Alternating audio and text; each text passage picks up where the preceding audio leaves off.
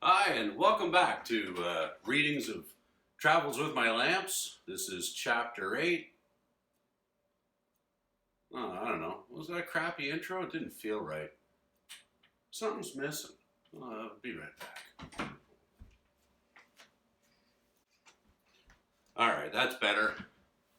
See, if I'm not wearing a rush shirt, it seems kind of forced. Anyway, this is Chapter 8. The Christie Lites years, the great leap forward, and welcome to my dining room. And if you don't have a Selco 90 in your dining room, you're missing something. Well, he's one of those who knows that life is just a leap of faith. Spread your arms, hold your breath, and always trust your cape. That's The Cape by Guy Clark. As Bob and I were starting up Bandworld in his parents' garage in Markham, Huntley Christie was starting Christie Lites in his parents' garage, right around the St. Clair and Avenue Road area. Huntley decided early on that Christie was only going to be a lighting company, never provide audio, scenic, or staging. And in the very early days, Earl Kinzel from KZL, shout out Earl, stored some cases there, but those really pained Huntley, and after a year, that audio was gone. Hunt and I had a deal whereby he would give us the best possible pricing on rentals and sales, and I would ensure that all his invoices were paid in 30 days. This worked well for many years, and ended up with me agreeing to go work for him if I ever left Bandworld. Now at this point, I was running Bandworld full-time with Bob, building all sound lighting gear, gigging at night, and all through the weekends. It was an incredible amount of pressure, so much that I had to give up coffee for a couple of years.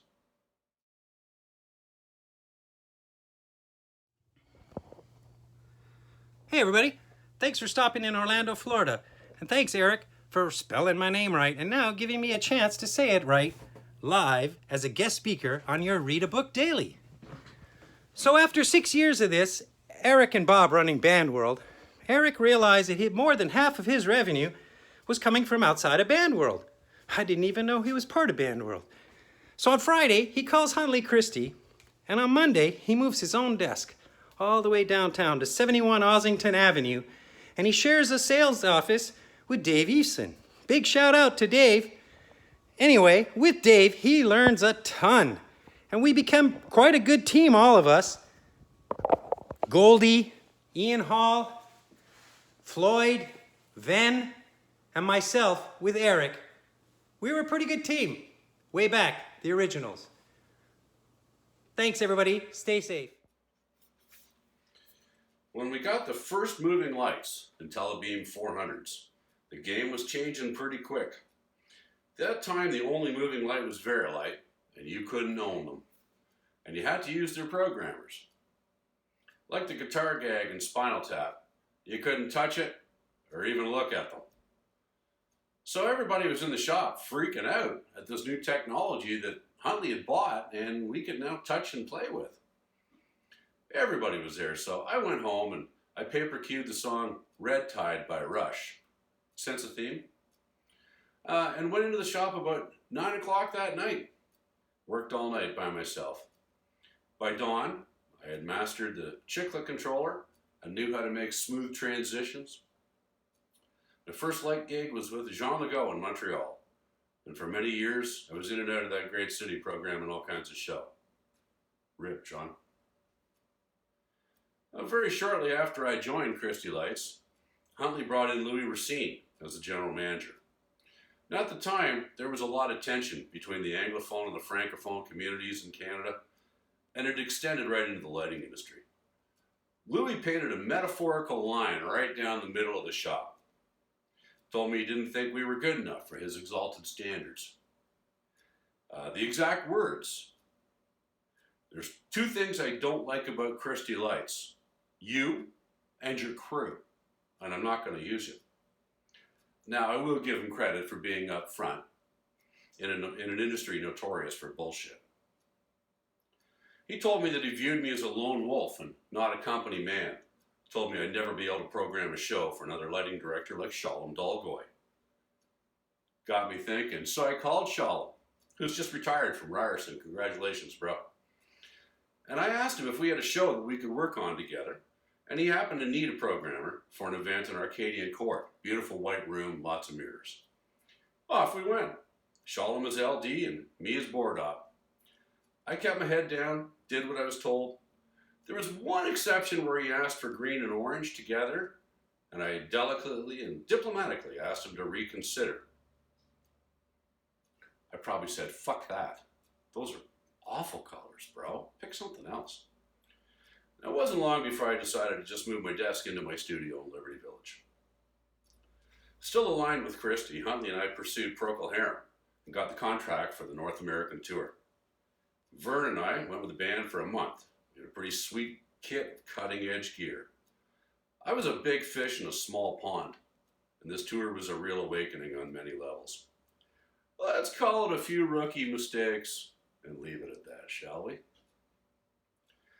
I required 2 fog machines, and Louis would only give me 1. The night before the tour, I went into the shop, grabbed the other machine, threw it in the truck, went on tour. And when we got back, Louis took my shop keys, and that was the end of my official involvement with Christie Lites as a designer-operator, and still use their gear to this day. Now 26 years old, I was 100% on my own. And that F100 fog machine is tattooed right there, just in case, with remote. We'll talk about a little gig that we did that was notable for lots of reasons, called Summer Sounds 90, Cayuga Speedway. We got the contract for an outdoor festival. It was a 4-day, many great rock bands, and it was one of the largest light rigs I had ever designed. Our good friend Slim was heading up the Optech stage build.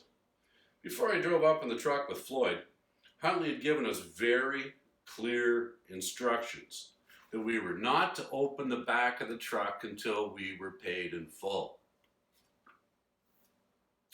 We got there, our shop pal Goldie was there, and he was connected to the promoters.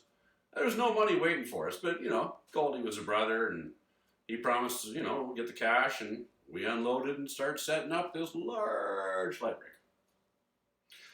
One of the headliners was Rick Emmett, and he was traveling with Todd Bilo as his lighting director, tour manager.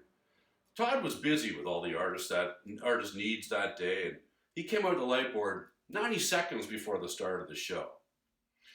It was my programs on a rig I designed on a Selco 90. I had done all the work on it, been running shows for days. His opening spot cue was better than anything I had done, and he proceeded to kick my ass as I sat on a road case getting schooled on timing and operation. As Louis once said, "Who died and made you Todd?" Now, as the days passed, we kept asking our promoters for the money, and we were promised cash, but it was never delivered. Now, Floyd and I were on the hot seat with Goldie, and we scrambled all over to get our money as rumors of fiscal irregularity were flying around the production. Festival was undersold. I recall good crowds, but not enough to pay all the bills. We came to last night, and we hear the headliner is not going to perform until they've been paid, and that didn't seem likely. Well, they canceled. We're now stuck in a field with a drunk audience that had just been told that the show was now over, and they had to exit the venue. Floyd and I covered up front of the house and stood by for the potential riot. There's a few chairs flying around and a bunch of really pissed off people, but they all, being Canadian, departed peacefully. Now all we had to do was tear down this massive rig and return to the shop for our dressing down. Huntley was furious as we had disregarded clear instructions. He was so mad, he took the money out of Goldie's paycheck every week, and about a year, the debt was repaid. Floyd and I were then called into the office and presented with our checks for the weekend of labor. Now, Christie developed into a global lighting force in the industry, and along the way, the Christie standard became synonymous with high quality. I can't say I ever made a lot of money off them, but they liked the color of my money. I was glad to play my small part in the growth and success of the company. Peace out.